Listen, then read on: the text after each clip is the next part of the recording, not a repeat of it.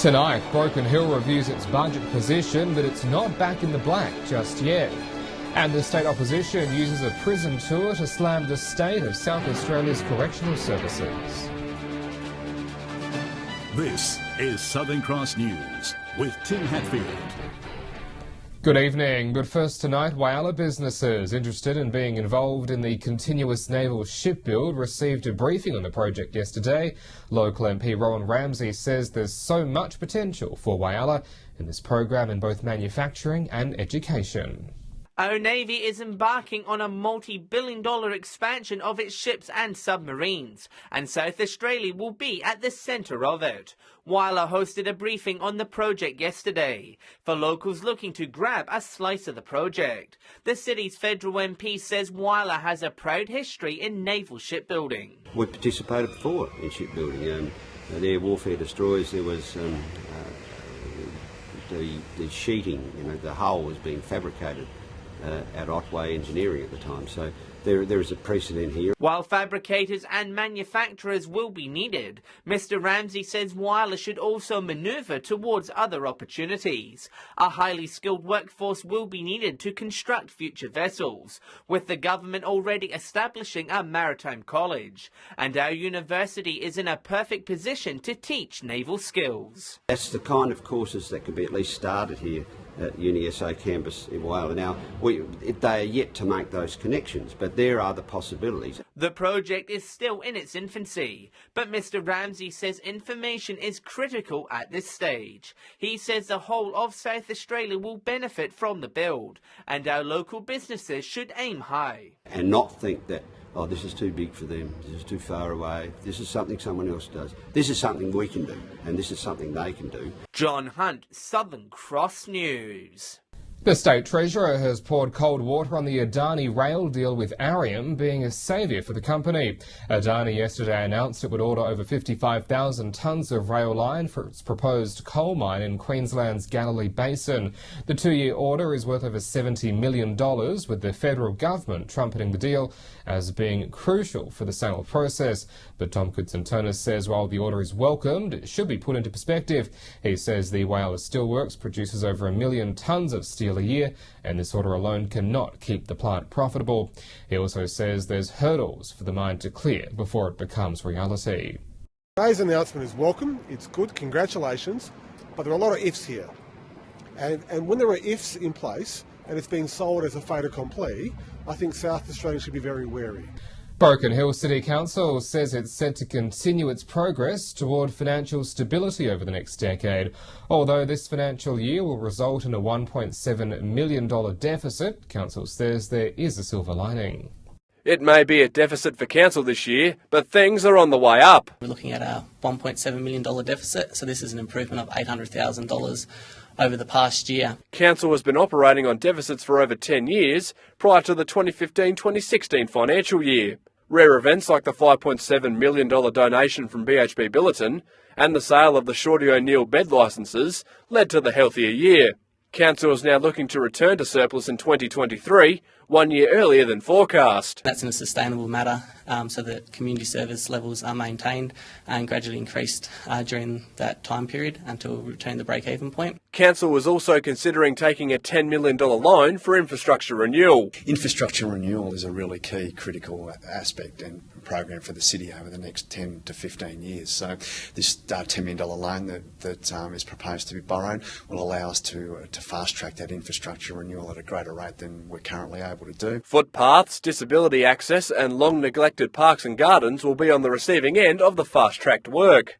Council will be holding community sessions to explain the budget and hear the questions locals have on their minds. Starting on Monday the 8th at the library at 7 p.m, and then for consecutive Tuesdays after that for about a month or so we'll be running those sessions. Patrick Reinke, Southern Cross News. The Port Augusta City Council held its first informal meeting on a proposed review of the Wadlatta Information Centre last night. A discussion was held to determine if the council wanted to use over $50,000 of ratepayer money for an external company to review the centre and uncover cost-saving measures. Information centre reviews conducted in other city councils show that information centres are playing less of a role than attracting tourists. Those present at the meeting were adamant, though, that the Wadlatta Centre offers a historical and culturally experience and that its Tunnel of Time display should be there to stay. The final design of Port Pirie's sports precinct is expected to be released by the end of this month. There's been a lot of questions in regards to the cost of the project, but all is set to be revealed soon. A multi-million-dollar project with no final price tag. There's been a lot of uproar in regards to the final cost of the project, but the Port Pirie Council say they will have answers by the end of the month. Elected members will come up with exactly the full scope of the project. We'll then tidy up the tender to match that, and we'll go from there. Following the final scope of work, the council will appoint a contractor to carry out the bulk of the project. Got the project down to 3 competitive tenders, and now we're in the final stages of picking our preferred tender. The oval has been ripped up, old buildings knocked down, and now once the tender has been awarded, work will commence on realigning the oval and building the new function centre. We've done the first lot of civil works, so the oval has been stripped of its grass. The bike track around the oval is gone, so site preparation has been done. The project is expected to be finished by December next year. We're very confident that we can meet that deadline quite easily, so really looking forward to complete a project by then. The cost of the project is estimated to be between $15 and $25 million. Keziah Sullivan, Southern Cross News.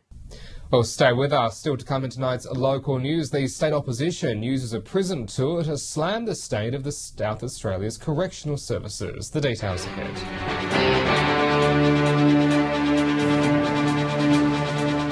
Welcome back. The state opposition leader Stephen Marshall wants local health boards to have more of a say over the regions they cover. He made the comments during a visit to Whyalla earlier this week. Stephen Marshall is continuing his push to broaden his reach into the regions. He visited Whyalla this week as part of his Regions Matters campaign and says he wants the Liberals to be the natural party of regional SA. The Liberal Party has always backed regional South Australia. We see so much potential in regions, and that's why we're always out in the regions. Mr Marshall spoke at a business dinner and also received a briefing from KordaMentha regarding the sale of Arium. He says recent announcements leave him feeling positive about Whyalla's future. I think there's some really good opportunities coming for Arium. I think that the team has been working very hard. I think the most important thing that everybody's working together. Decentralisation will be a key focus of the Liberals if elected, with Mr Marshall promising to return some health power back to local communities in the form of 6 regional health boards. Returning governance to local communities will lead to better outcomes for our health system right across this state. The Liberal Party is committed to this.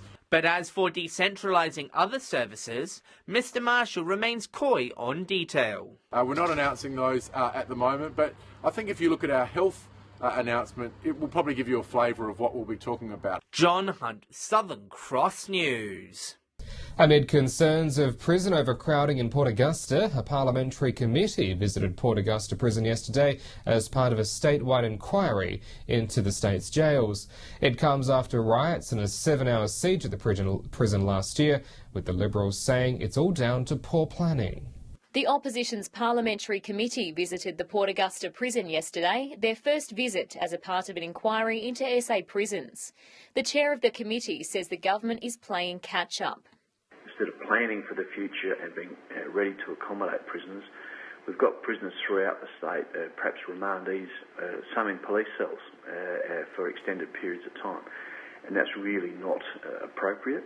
Due to the high number of inmates, he says Port Augusta Prison is under pressure and concerns had been raised about the well-being of prison staff. The Public Service Association came out some time ago and said that they had concerns with regards to safety, not only for the prisoners but of course for the employees of the prison.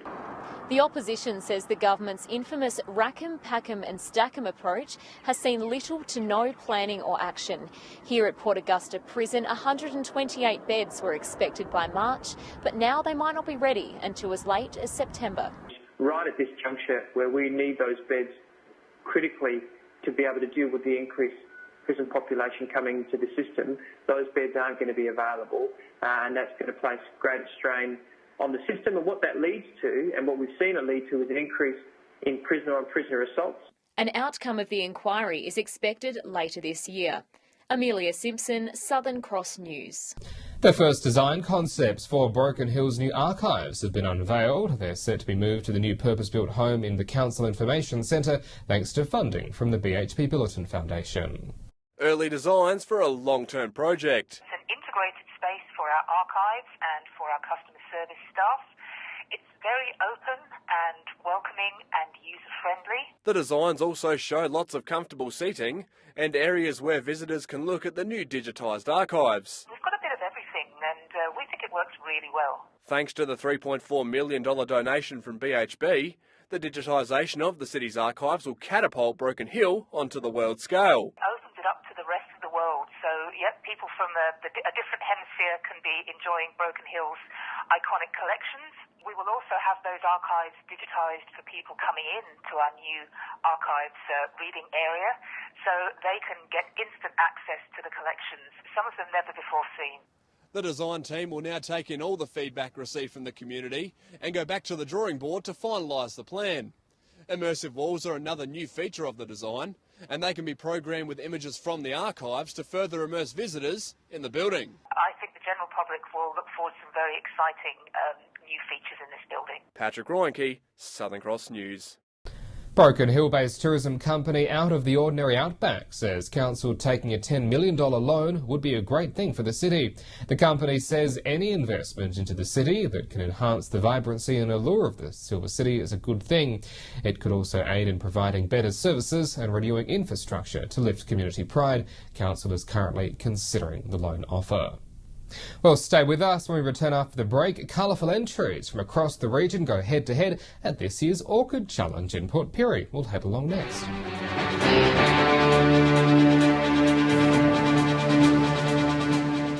Welcome back. The annual Spencer Golf Orchid Challenge kicked off in Port Pirie yesterday, and there was an array of colourful, flourishing flowers. Participants from Whyalla, Port Augusta and Port Pirie all submitted orchids, which they say they've been cultivating for a number of months, if not years. Months, even years worth of hard work was on display today. It's a fine art to sculpt the best orchid, but growers from the Spencer Golf aren't giving it a crack. Look for an orchid that stands up and looks at you, the colour, no markings, something. No, it's just got to be something like a perfect flower. On display until tomorrow will be a combination of some of each region's best. A lot of hard work goes into creating the best display. The participants are allowed 20 plants, and it's up to their creativity to create an arrangement. A club member from Mundura hand painted that herself, and it's quite neat. And we just thought we'd do some sort of a theme. And judging took place yesterday to see who would take home the crown. Whyalla took it home last year and Port Pirie the year before, but it was Port Pirie who stole the show once again this year. This is about our 7th or 8th year we've run it, and it's basically the same. It's Pirie, Port Augusta, Whyalla, friendly rivalry. There's an array of orchids in the mix, flowing, sharp, and there's every colour in the rainbow. There's one over in the Whyalla display there, a Cattleya. There's a white one there with a pink plush on it, and that's spectacular, I think. But the display is being held in the Pensioners Hall on David Street. Keziah Sullivan, Southern Cross News. Inclusive basketball is ready to tip off next week in Port Augusta, this time launching a seniors game after a raging success with the junior teams last year. The sport allows people with all types of disabilities to play the game and stay fit. Shooting hoops and building teams. Inclusive basketball in Port Augusta is set to launch next week, this time with a game for seniors. And we had a number of people during the year in the seniors program who've been really eager to get involved. The program is for those with any type of intellectual or physical disability, giving anyone an opportunity to play. So if you don't play sport because of anxiety levels, or you don't play sport because of your eyesight, or you might have a walking frame or a wheelchair, this game is suited for you. Already a dancer and involved at her local footy club, Billy Kernahan is keen to see the senior season kick off. Well, it's a good thing for people with disabilities, and it's a good opportunity. Hopefully get a lot of people out to come play basketball. After last year's popularity, the program is expected to launch with 2 teams for both seniors and juniors. For anybody in this situation to be able to be involved in a community-based program, to be able to get out there with your peers, to make new friends, to learn team skills, the sportsmanship that comes out of this program is just amazing. The season will run in 2 8-week seasons and will launch at the Central Oval Complex on Tuesday. Amelia Simpson, Southern Cross News. Well, time now to see how the weekend's footy is shaping up. Here's this week's Footy Tips.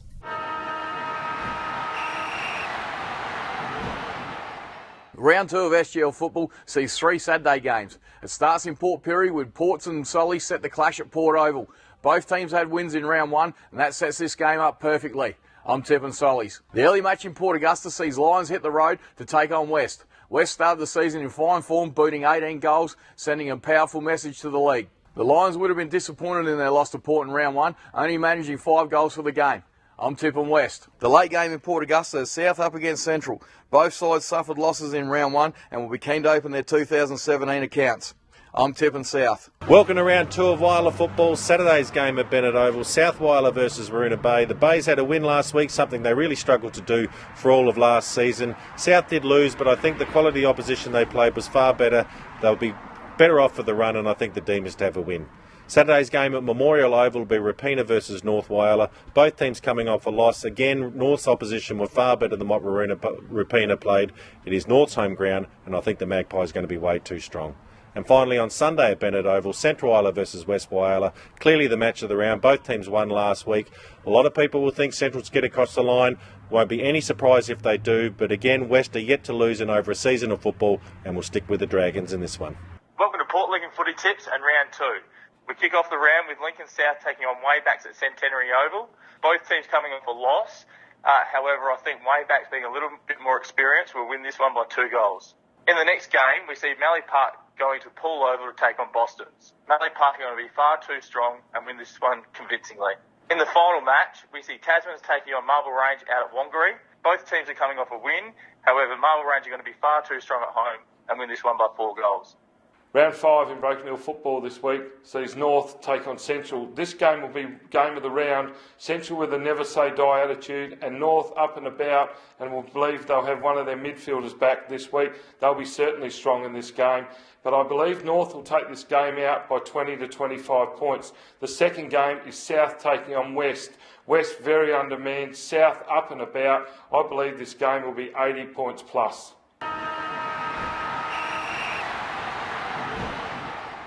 Well, stay with us after the break. We'll look at how the weekend's weather is shaping up.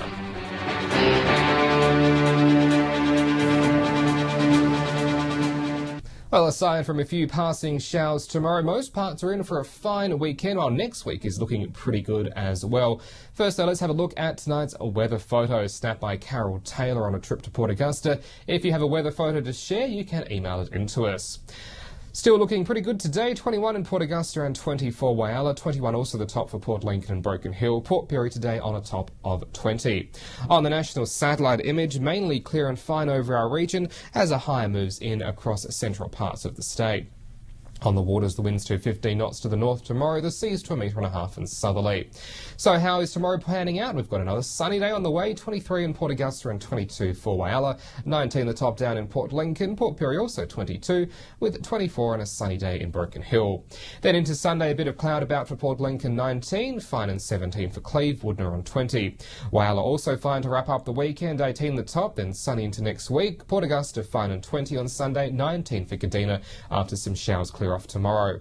Port Pirie are looking at a fine 20 for your Sunday, with Clare expecting a top of 16. And to Broken Hill also 16 and sunny on Sunday. And that is the local news for this evening. Following last night's news from London that Prince Philip is set to retire from his royal duties later this year, we thought we'd leave you tonight with a look back at the 1954 royal tour, which saw him join the Queen on a large-scale trip around Australia, which included visits to Port Lincoln, Whyalla and Broken Hill, amid a number of other locations. I'm Tim Hatfield from the Southern Cross News team. Enjoy your evening. Have a great weekend as well. Good night.